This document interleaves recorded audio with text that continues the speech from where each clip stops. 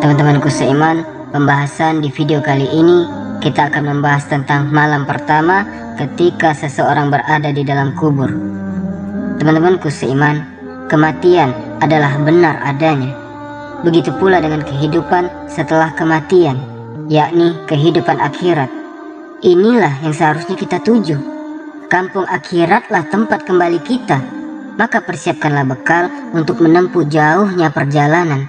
Allah Ta'ala berfirman dalam surah Al-An'am ayat ke-32 yang artinya, dan tiadalah kehidupan dunia ini melainkan hanya permainan dan senda gurau belaka. Dan sungguh kampung akhirat itu lebih baik bagi orang-orang yang bertakwa. Maka tidakkah kamu memahaminya? Ketahuilah wahai hamba Allah, bahwa kuburan adalah persinggahan pertama menuju akhirat. Orang yang mati berarti telah mengalami kiamat kecil. Apabila seorang hamba telah dikubur, akan diperlihatkan kepadanya tempat tinggalnya nanti pada pagi hari, yakni antara waktu fajar dan terbit matahari, serta waktu sore, yakni antara waktu zuhur hingga maghrib. Apabila ia termasuk penghuni jannah, surga, akan diperlihatkan tempat tinggalnya atau tempat duduknya di jannah. Dan apabila ia termasuk penghuni nar, neraka, akan diperlihatkan tempat tinggalnya di nar. Teman-temanku seiman, ketika Allah Subhanahu wa Ta'ala mencabut nyawa seorang insan, kemudian ruhnya diangkat ke langit bagi ruh orang yang beriman, maka pintu-pintu langit akan dibuka kepada mereka, dan Allah Subhanahu wa Ta'ala akan katakan kepada dia, kembalikan ruh dia ke dalam jasadnya dan angkatlah catatannya ke tempat yang paling tinggi, alien. Tapi kalau seandainya dia seorang kafir, munafik, jangankan lagi pintu langit kedua, ketiga, keempat sampai ketujuh, langit pertama pun tidak akan dibukakan kepada orang kafir itu. Ketika ruh orang kafir ini terkafan dengan kafan dari neraka dan memiliki bau busuk yang sangat luar biasa dinaikkan para malaikat ke langit, maka penjaga langit yang pertama tidak mau membukakan pintunya, sehingga Allah Subhanahu wa Ta'ala firmankan, la tufattahu lahu abwabus sama wa la yadkhulul jannah hatta yalijal jamalu fi samil khiyat, di mana pintu-pintu langit itu tidak akan dibuka kepada mereka, dan mereka tidak akan dimasukkan ke dalam surga sampai ada cerita unta masuk ke liang jarum. Maksudnya mustahil. Maka ruh itu kemudian dikatakan, lemparkanlah ruh ini ke dalam jasadnya dan letakkan catatannya di tempat yang paling rendah, di sijjin. Teman-temanku seiman yang dimuliakan Allah Subhanahu wa Ta'ala, ketika ruh sudah kembali ke dalam jasad dalam kuburan itu, apa yang terjadi? Peristiwa apa yang berlaku? Maka ulama mengatakan bahwa manusia ketika di malam pertama dalam kuburan, malam pertama tidak lepas daripada 4 perkara. Pertama, zommatul qabri, yang disebut dengan himpitan kuburan. Yang kedua, fitnatul qabri, fitnah kubur, yang disebut dengan su'alu malaikani, pertanyaan 2 malaikat, Munkar dan Nakir. Kemudian yang ketiga, azabul qabri, azab kubur. Dan yang terakhir, nikmatul qabri, nikmat kubur. Baru orang ini kemudian apakah dilapangkan kuburnya atau disempitkan kuburnya, tergantung kemana arahnya, kepada azab kubur ataukah nikmat kubur. Kita semua akan melalui ini, teman-teman. Setiap manusia, apakah Anda mukmin atau Anda kafir, maka setiap manusia yang dimasukkan ke dalam kuburan pasti mendapatkan himpitan yang disebut dengan dhammatul qabri, himpitan kuburan. Saya, Anda, siapapun, bahkan orang mulia sekalipun, mereka tetap akan mendapatkan himpitan kuburan, kecuali para nabi, terutama nabi kita yang mulia Sallallahu Alaihi Wasallam, karena beliau maksum. Perhatikan sebuah hadis ketika Nabi Sallallahu Alaihi Wasallam menghadiri kematian Sa'ad ibn Mu'adz, yang saat kematiannya kata Nabi Sallallahu Alaihi Wasallam turun para malaikat sebanyak 70.000 malaikat yang tidak pernah turun sebelumnya untuk menyaksikan kematian Sa'ad ibn Mu'adz ini. Bahkan arsy Allah Subhanahu wa Ta'ala terguncang karena kematiannya. Yang mana kita tahu Sa'ad ibn Mu'adz adalah pemimpin Aus, pelopor dakwah bagi kabilahnya. Bahkan juga dia termasuk pemimpin dari Bani Quraidah, dan dia juga menyebabkan banyak orang-orang Ansor masuk Islam. Makanya wajar kematiannya menggetarkan arsy Allah Subhanahu wa Ta'ala. Akan tetapi, apa yang terjadi? Nabi SAW ketika melihat Sa'ad ibn Mu'adz ini, saat jasadnya saat dimasukkan ke liang lahat, dan beliau mengatakan, lau aflata ahadun min zammatil qabri la aflata haza Sa'ad. Kalau seandainya ada orang yang terbebas dari himpitan kuburan, tentu yang akan selamat adalah orang ini, Sa'ad ibn Mu'adz.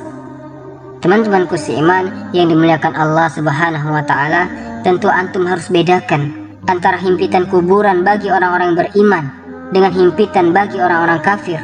Sebab himpitan bagi orang-orang yang beriman adalah himpitan rahmah, kasih sayang. Ya, setiap himpitan pasti ada rasa sakit. Tapi sakit yang dialami oleh seorang mukmin saat ada himpitan itu, sebagaimana dikatakan oleh Al-Imam Az-Zahabi rahimahullah ta'ala, hazihi zammatu laysat min azabil qabri. Himpitan itu bukan bagian daripada azab kubur, bal huwa amrun yajiduhul mu'min kama yajidu alamun faqada walada. Bahkan kata Imam Az-Zahabi adalah perkara yang biasa didapati seorang mukmin, seperti seorang mukmin merasa sakit hatinya, merasa sedih karena ditinggal meninggal oleh anaknya, atau karena sakit, dan begitu seterusnya. Jadi tanah kuburan yang menghimpit dia itu tidak memudaratkan seorang mukmin. Bahkan dikatakan oleh Imam As-Sa'di rahimahullah ta'ala, tidak ada yang selamat dari himpitan kuburan ini, baik anda orang yang soleh atau orang yang tidak soleh, baik anda mukmin atau kafir. Tapi bedanya, orang kafir teman-teman, himpitan itu akan terus menerus sehingga meretakkan sendi-sendi pertulangannya. Di alam kubur itu ia terus disiksa. Tetapi orang mukmin hanya sekali saja, kemudian kuburannya diluaskan. Dan ulama yang lain mengatakan bahwa himpitan kuburan bagi seorang mukmin ini seperti pelukan seorang ibu kepada putranya. Karena kita semua tercipta dari tanah dan akan kembali ke tanah, sehingga tanah akan memeluk kita seperti pelukan ibu kepada anaknya. Berbeda dengan himpitan orang kafir, maka himpitan itu akan meretakkan tulang-tulangnya.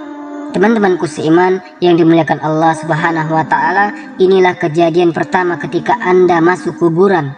Ketika ruh disatukan oleh Allah Azza wa Jal, ruh dan jasad, maka kuburan akan menyempit, dan orang-orang fasik, ahli maksiat, para pelaku dosa besar, maka mereka akan diretakkan tulang-tulangnya. Mereka akan menjerit kesakitan, mereka akan teriak-teriak meminta pertolongan. Tapi siapa yang bisa mendengar ucapan mereka? Manusia, tidak ada yang bisa mendengar ucapan orang-orang di alam kubur kecuali binatang. Karena kalau seandainya manusia bisa mendengar teriakan orang-orang di dalam kubur, tentu mereka akan merasa takut. Teman-temanku seiman yang dimuliakan Allah Subhanahu wa Ta'ala, tapi seorang mukmin tidak demikian. Dia hanya mengalami sakit sedikit, kemudian setelah itu kuburannya akan diluaskan kembali. Itulah himpitan kuburan. Dan itu yang pertama kali terjadi ketika anda masuk ke dalam liang lahat, ke dalam kuburan itu. Baru setelah itu datanglah dua malaikat, malaikat Munkar dan Nakir. Bertanya, man rabbuk, siapa Rabbmu? Wa man nabiyuk, siapa nabimu? Wa ma dinuk, apa agamamu?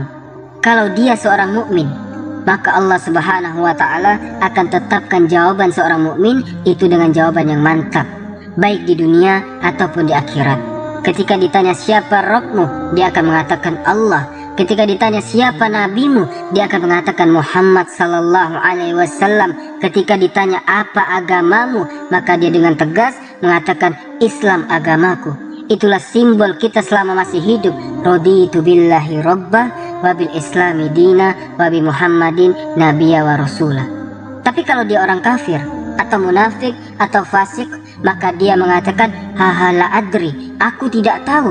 Qultu kama qalan nas, aku hanya mengucapkan persis yang diucapkan manusia. Akhirnya kemudian dia dipukul dengan gada yang sangat besar, yang kalau seandainya pukulan itu diletakkan di gunung Uhud, maka pukulan itu cukup untuk menghancurkan Uhud itu. Saking kerasnya. Bagaimana seandainya kalau itu dipukulkan, dihantam di kepala kita? Ngeri. Teman-temanku seiman yang dimuliakan Allah Subhanahu wa Ta'ala, kalau memang dia seorang mukmin dan bisa menjawab, maka akan datang teriakan dari langit, Ang sodako abdi, hambaku telah benar. Kemudian bentangkan kepadanya kuburannya seluas mata memandang. Bukakan pintu-pintu surga kepadanya, masukkan hawa surga ke dalamnya. bawakan makanan, minuman, dan pakaian dari surga untuknya. Dan dia merasakan apa yang disebut dengan nikmatul kubur. Disitulah datang seorang yang sangat tampan, baik, ngajak bicara, lupa waktu. Tiba-tiba kiamat sudah akan dibangkitkan. Dia mengatakan, "Ya Rob, aqimis sa'ah, aqimis sa'ah." Segerakan bangkitkan kiamat supaya aku bisa kembali kepada harta dan keluargaku. Tapi orang kafir, orang fasik, dia tidak bisa menjawab. Sehingga dia terus akan dihimpit dalam kuburan itu dan mendapatkan azab kubur terus-menerus. Ruhnya setiap hari keluar masuk neraka, na'udzubillah. Teman-temanku seiman yang dimuliakan Allah Subhanahu wa taala, dari sini terjadi ardu makanihi alaihi fil jannati awin nar. Kalau orang sudah ditentukan yang satu mendapatkan nikmat kubur, yang satu mendapatkan azab kubur, maka akan ditampakkan kepadanya gambaran-gambaran tempat duduk dia di mana, di surgakah dia ataukah di neraka dia. Makanya kenapa Nabi SAW mengatakan apabila salah seorang di antara kalian meninggal, ditampakkan tempat duduknya setiap pagi dan petang. Kalau dia termasuk penduduk surga, ditampakkan surga kepadanya.